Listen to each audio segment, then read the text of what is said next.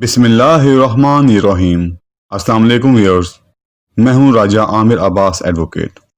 Viewers, نکاح نامہ فل کرنے کے بارے میں آلریڈی میں ایک ویڈیو تفصیلاً بنا چکا ہوں۔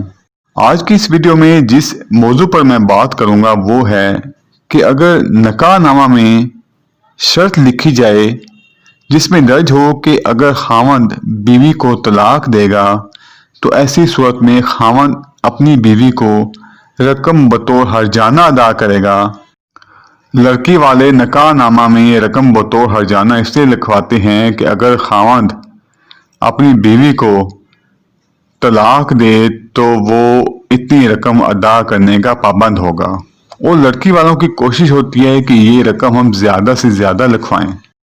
آج ہم بات کریں گے کہ کیا یہ رقم جو لکھوائی جاتی ہے کیا یہ طلاق ہونے کی صورت میں لڑکی کو ملتی بھی ہے،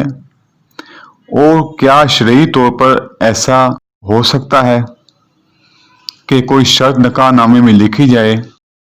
کہ اگر خاوند بیوی کو طلاق دے تو وہ اتنی رقم دینے کا پابند ہوگا۔ اس شرط کے بارے میں مختلف ہائی کورٹس نے اور سپریم کورٹ نے بیان فرمایا ہے کہ اگر کوئی ایسی شرط رکھی جاتی ہے کہ خاوند کو پابند کیا جاتا ہے کہ اگر وہ اپنی بیوی کو طلاق دے گا تو اس کو اتنی رقم بطور ہرجانہ ادا کرنی پڑے گی، ایسی شرط جو ہے یہ مکمل طور پر بیسک پرنسپلز آف لا کے خلاف ہے،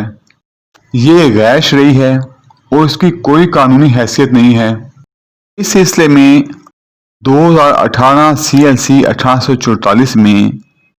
ہائی کورٹ نے کہا کہ نکاح نامہ میں لکھی گئی شرط جس میں درج ہو کہ طلاق کی صورت میں شوہر بیوی کو رقم بطور ہرجانہ ادا کرے گا